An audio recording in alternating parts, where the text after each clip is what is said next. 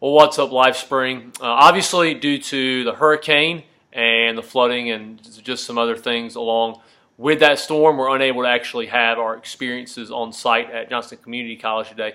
But we do have this video, so this is going to be the content that would be the message. It's here in my house, so I'm not sure if the audio will be great. I have 2 dogs in here, so I may have to take care of them at some point. I don't really know. One of them is a puppy that is potty training, so that's just being honest. But God doesn't use perfect things or perfect circumstances. The beauty of God is He works through imperfect people and imperfect circumstances. So this will be week 3 of Why Am I Here? So if you want to follow along, we're going to be in Ephesians chapter 6. That's where our content is going to be coming today. And I'll start it off with this idea right here. The necessity of progress creates the reality of pushback. The necessity of progress creates the reality of pushback. And that just simply means that when we need to do something, or when we realize we need to do something, that's when we begin to feel resistance. For instance, and you may have to go back to your childhood, but if you're like me, this is like a very real and present struggle. Think about Saturday mornings when you were a kid, or even Saturday mornings now. When you don't have to get out of bed, the power is flickering too here, by the way. When you don't have to get out of bed, do you not find it really easy to get out of bed? Well, like this morning, my wife Grace has been out of town for about a week. I didn't need to get up this morning. I had no plans, no agenda other than to watch the state game, which is currently delayed at the time I'm taping this. So, oh man, where was I going with that? But yeah, okay. So I didn't have to get up. I didn't have any plans, but I easily got out of bed. And when I was a kid watching Saturday morning cartoons, I found it easy to get up at 6 o'clock in the morning. I didn't have to, but so there was no tension. But isn't it funny? On the days we have to get up, like on Sunday to get to church, Monday through Friday to go to work, isn't it a lot harder to get out of bed? Well, like it is for me, honestly. Like I'm never tempted to hit the snooze button on Saturday, mainly because I don't set my alarm. But on Sunday through Friday, I want to hit the snooze button. On Sunday through Friday when I was a kid, the last thing I wanted to do was get out of bed. But it was just on those days that I needed to get out of bed, where I needed to make progress in my day, so to speak, that pushback happened. And that same thing is going to be true for us in a spiritual sense. All of us have a need to step into God's plan for our life. And we talked about that in week 1, and you can go on to our Facebook page. Both those messages are up there. But in week 1, we said that God's plan for our purpose is found in God's plan. And God's plan is for us to know Him through a relationship with Jesus Christ and to make Him known by going and telling others about Jesus. So we have a need to make progress in those areas. And then last week we talked about kind of on a church level what we can do to help people come to know God and make God known. And we said that means we have to create a place where anyone can belong and a place where serving is a lifestyle. Now, for those things, as soon as we realize that we need to make progress in God's plan, there's pushback. Mainly because we're naturally selfish. Like we don't want to make life all about God. We want to make life all about me.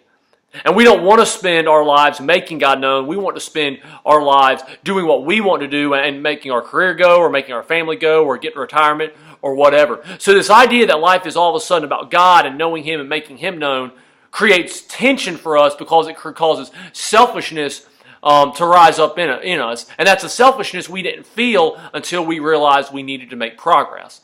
The same thing is true on the church level.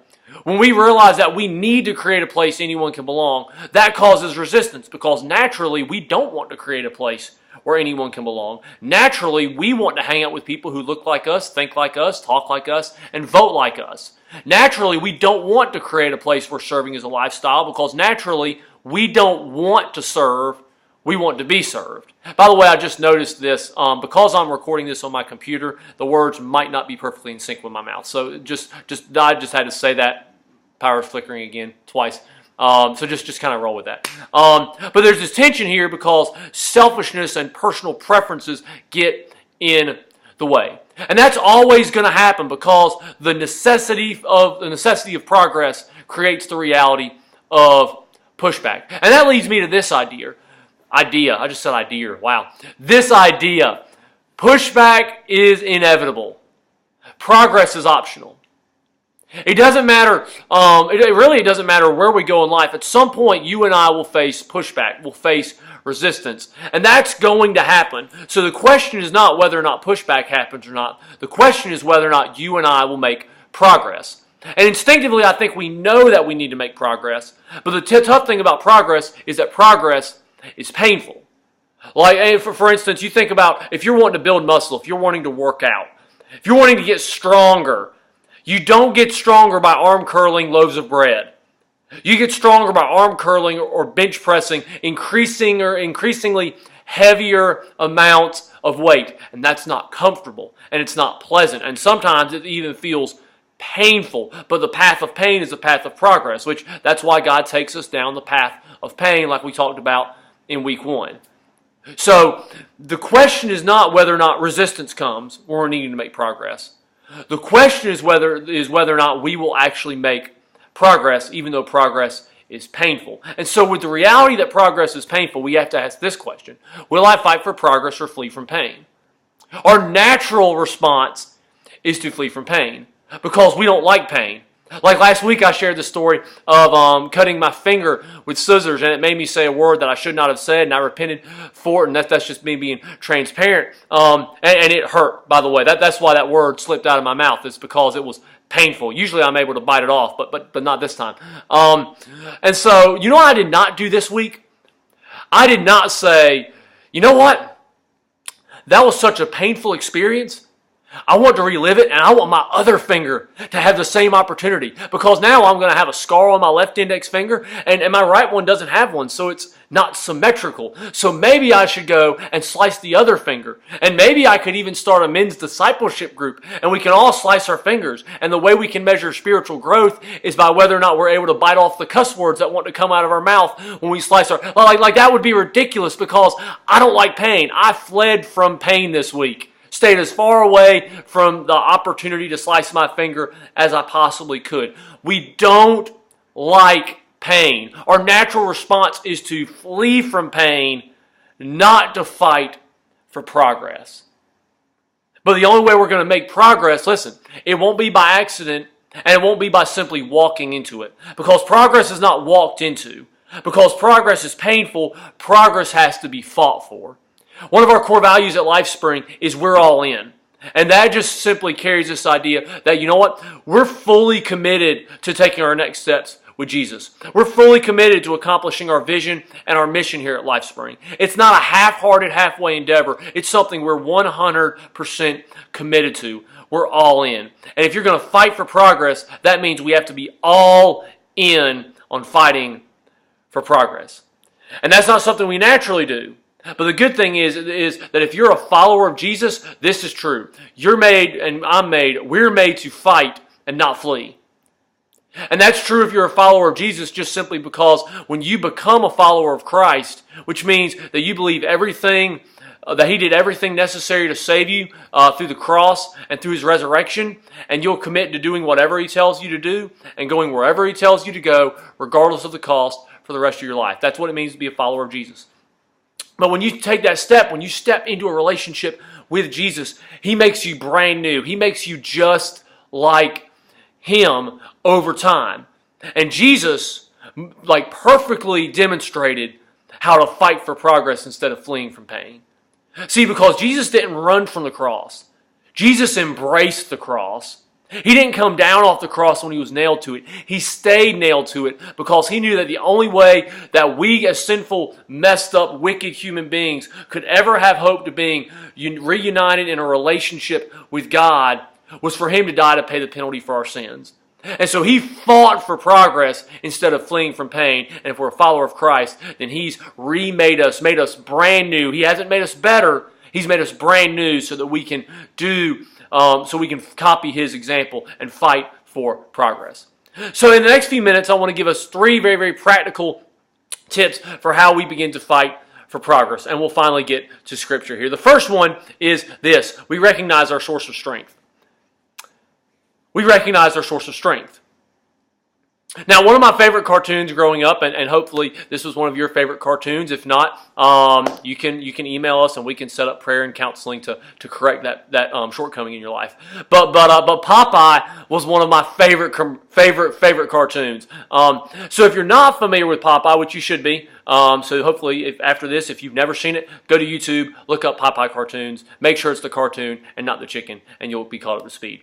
But Popeye, who I could never figure out if he was young or old, I don't know, but Popeye has this arch enemy. His name is Bluto. That's Bluto with a B as in boy, not Pluto. Well, I don't even know if Pluto's a planet anymore, but Bluto. So Popeye and Bluto are always fighting over this girl. Her name is Olive Oyl, which Popeye really should just have let her go to start with. But the way the story tends to go is Bluto beats the crap out of Popeye, like over and over and over, runs off with Olive Oyl. Popeye eventually gets fed up. He's had enough, so he gets a can of spinach, eats the spinach, and becomes like the Hulk, minus the green and the rage. Beats up Bluto, takes back Olive Oyl, and that story just kind of repeats over and over. So Popeye had a source of strength. That source of strength was his spinach. It's like great propaganda tool for kids to eat spinach. Like really, it never worked on me though. I still don't like spinach to this day, really. But just like that was Popeye's source of strength. Popeye was weak without the spinach, and we are weak without our source of strength, which Paul identifies here in Ephesians chapter 6, starting in verse 10. He says this: "Finally, be strong in the Lord and in His mighty power." In other words, our source of strength is not ourselves. Our source of strength is God. Our source of strength is not found by trying harder. Our source of strength is found in depending on God's power. And the good news, if you're a follower of Jesus, is that as soon as you become a follower of Christ, He sends His Holy Spirit to live inside you and to give you a power and a strength and a boldness and a courage that you didn't have before.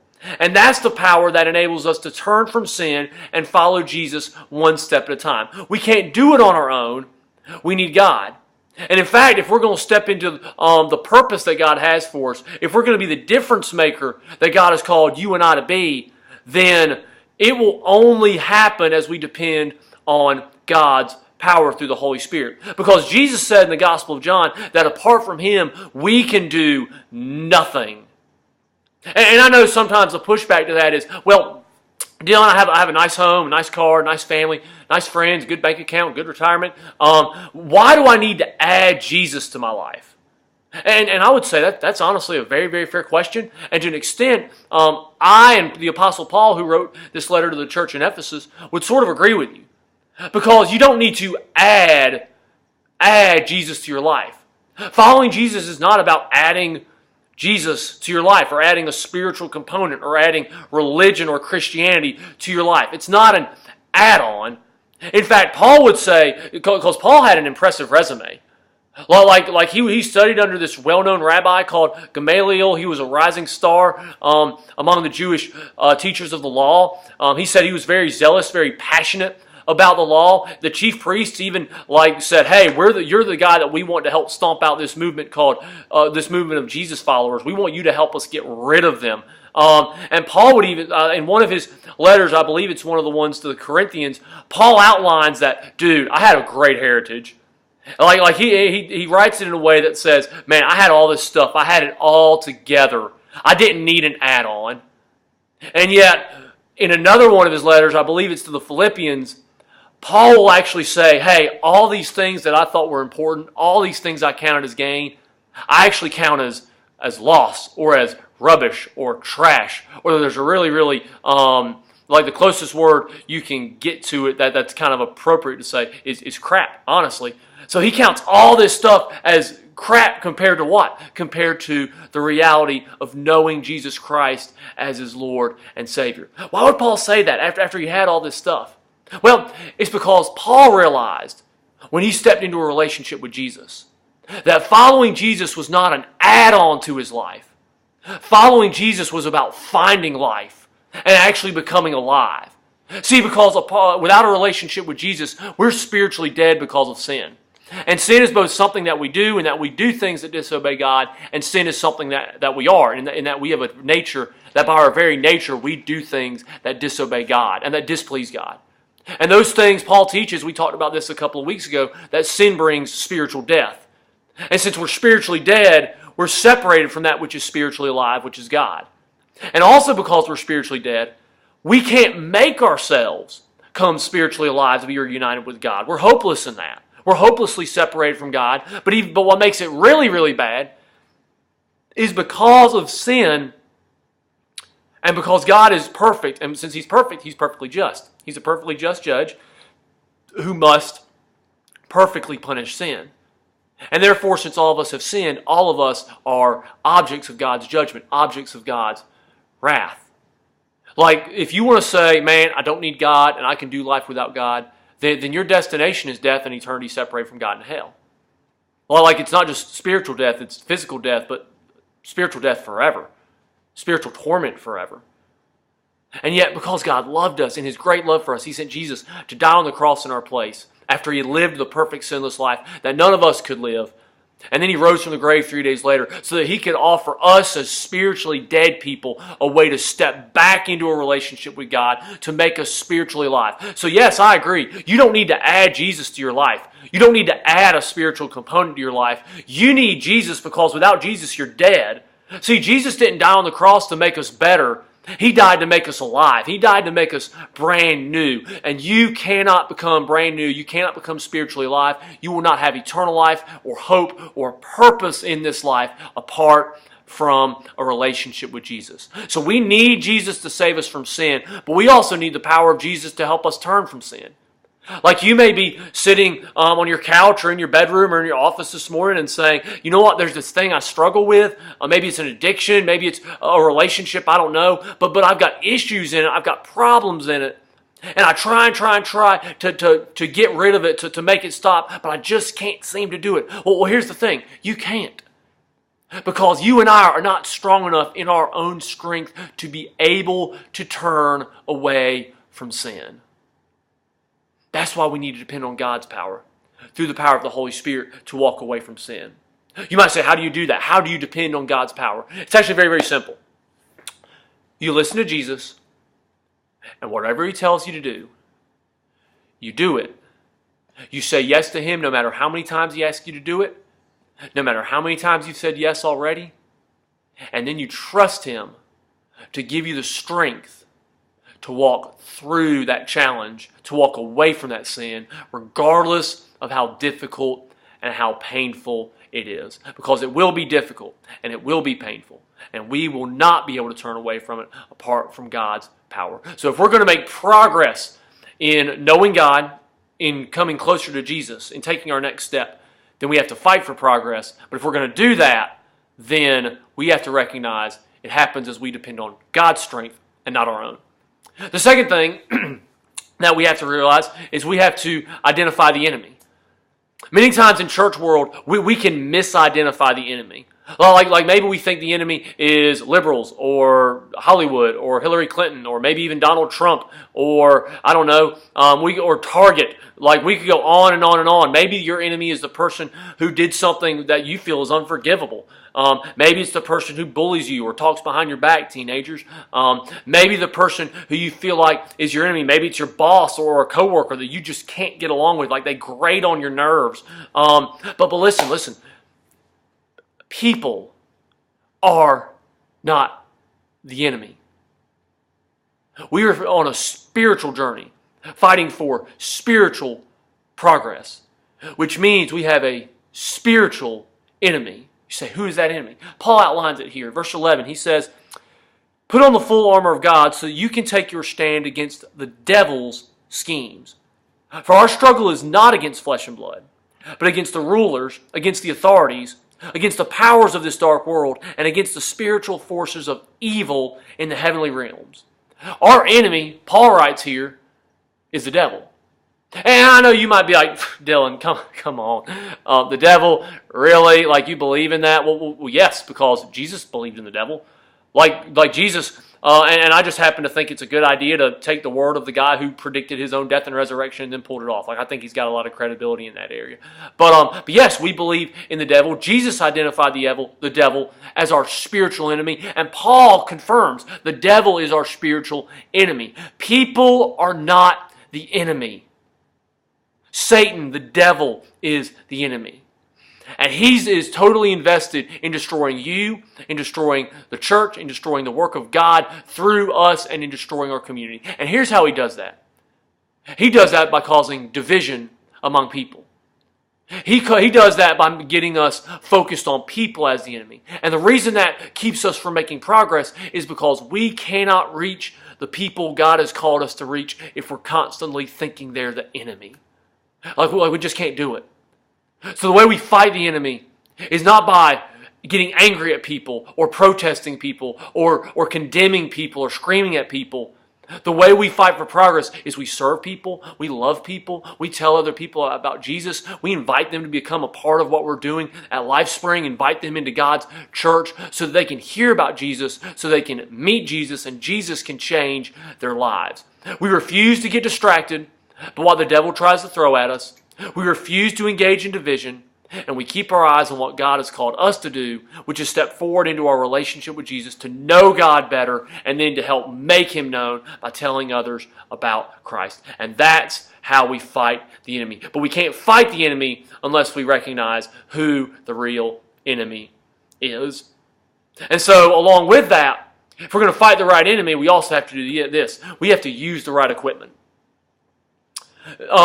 Maybe you're there, and maybe one of the stories of your life is trying to cut down bushes or briars or thickets, whatever you want to use. I've done quite a bit of that. But here's what you have to have.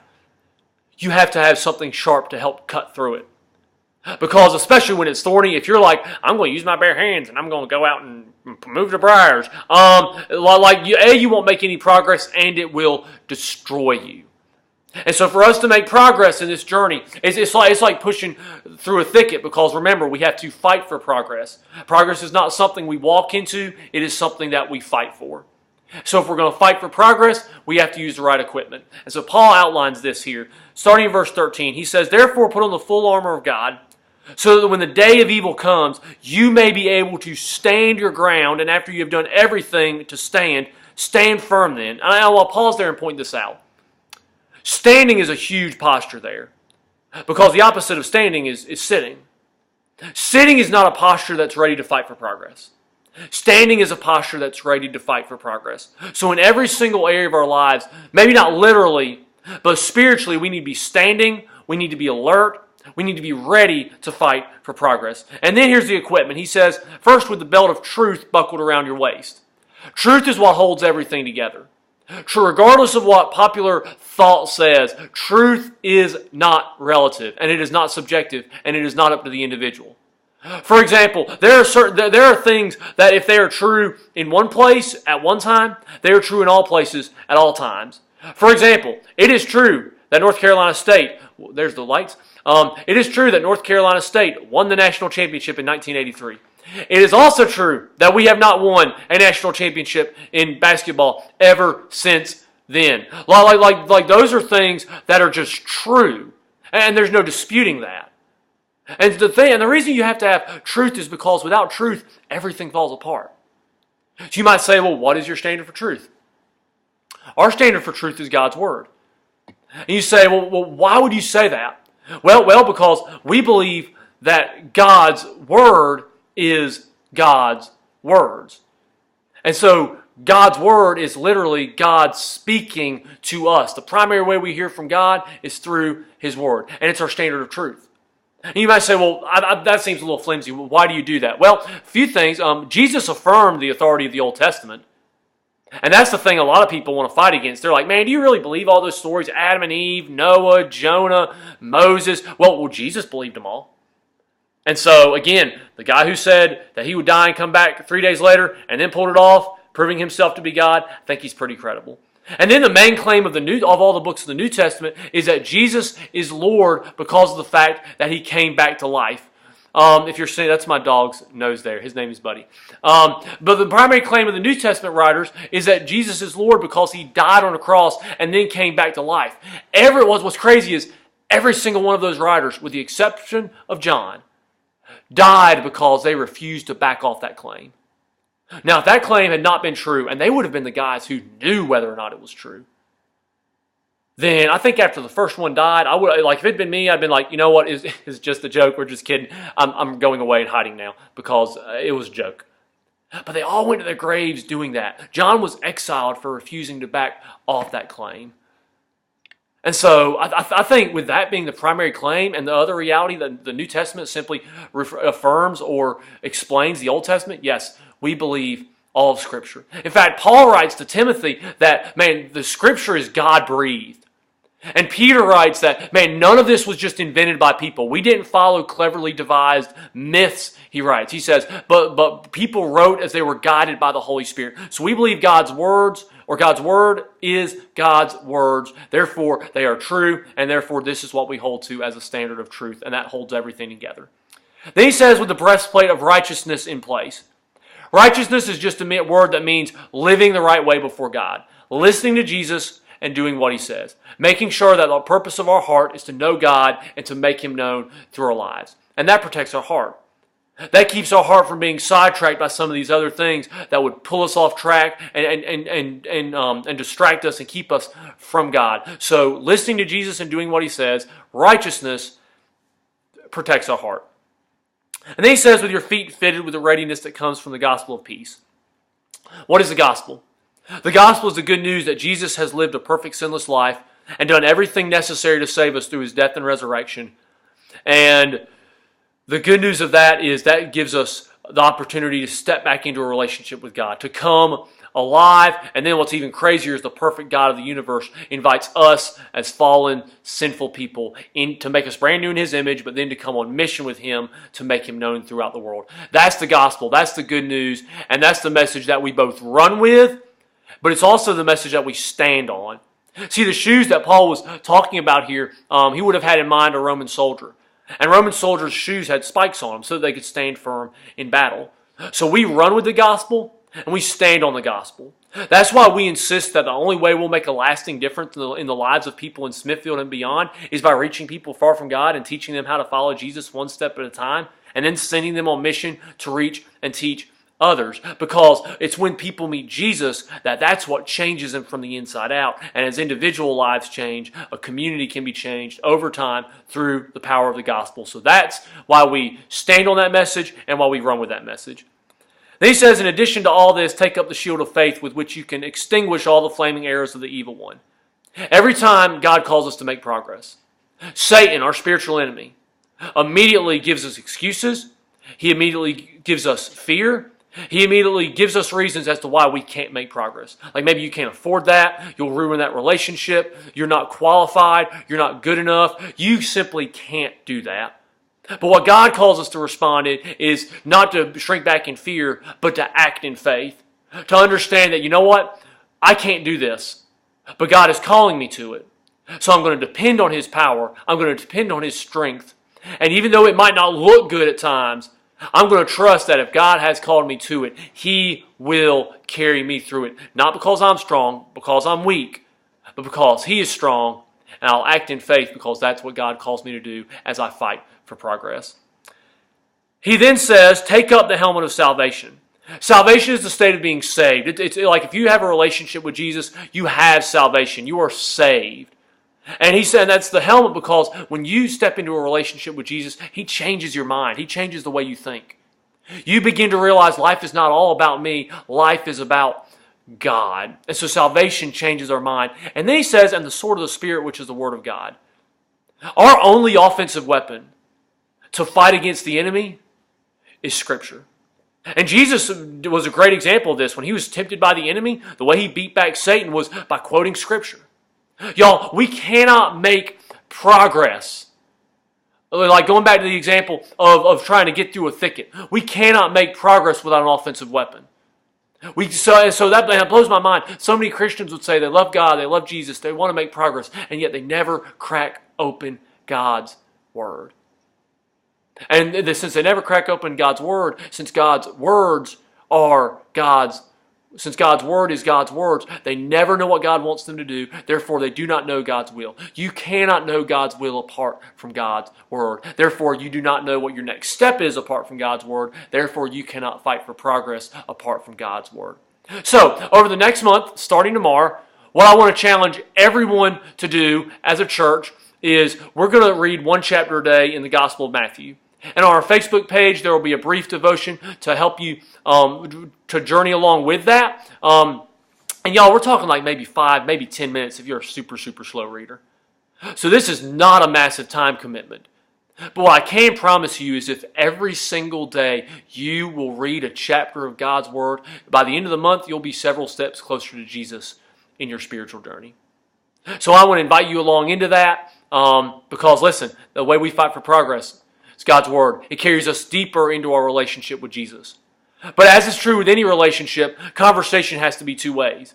And so Scripture is how God talks to us. And the way we talk about to God is through prayer. That's why Paul closes his discussion, verse 18. He says, and pray in the Spirit. In other words, pray in the power of the Spirit on all occasions and with all kinds of prayers and requests.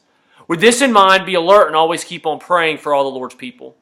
Pray also for me that whenever I speak, words may be given me, so that I will fearlessly make known the mystery of the gospel for which I am an ambassador in chains. Pray that I may declare it fearlessly as I should. Obviously, for Paul, prayer was a big deal. You might say, what is prayer? Prayer is not complicated. Prayer is just simply us talking to God. Prayer is just us simply, just like I'm talking to you right now. We're technically talking about a computer screen, but talking to you through a video. But prayer is just us talking to God. It's not a formula. It's not presenting God a wish list. It's not a way to manipulate God or change God. It's a way for us to engage in relationship with God. So how do I pray? Well, when you read a chapter of Matthew, tell God, hey, I'm not sure what this means. Can you help me understand this? And He'll help you understand it. If you have something going on in your life, say, God, I'm struggling with this. I need your help. See, one of the biggest things about prayer is this. Prayer puts us in a posture of dependence on God. Prayer is us recognizing that we're weak and we can't do it on our own. We can't make progress on our own because it's difficult. And the only way we'll make progress is through depending on God because He's our source of strength. And as we depend on Him, as we rely on His power to help us fight for progress, then that's how we begin to take next steps. That's how we begin to grow deeper in our relationship with Jesus. And as we do that, man, God continues to use us. He continues to change us, to make us into the difference makers that He's called us to be. It won't be easy. It'll be very, very painful. But we have to trust that if God has called us to it, He will carry us through it as we depend on Him. I want to invite you to pray with me here. Father, thank you for the time that we've had together. Thank you for your word. And God, I pray coming out of this, Lord, that you would just move us to next steps to help us fight for progress in the way that you have called us to as you've called us deeper into a relationship with you and deeper into your mission. As you continue praying, I would just challenge, there's two main responses that I want you to take today, or three, actually. The first response would be this. I would challenge every single one of you to commit to journeying through Matthew with us. One chapter a day for the next 28 days. I believe it will absolutely change your life. The second response I want to call for is maybe you're watching this and the thing that stirred your heart so much was understanding that following Jesus is not about adding Jesus to your life. Following Jesus is about finding the source of life. It's about becoming alive. And so if that's you and you're like, well, what do I need to do? You do three things. You admit that you're a sinner, that you've done wrong before God. You believe that Jesus did everything necessary to save you in His death on the cross in your place for your sins, and then in rising from the dead so that He can make a way for you to come back to God. And then you do what Paul says, you confess Jesus as Lord, which means that you agree that you will do whatever Jesus tells you to do, and you'll go wherever He tells you to go, regardless of the cost.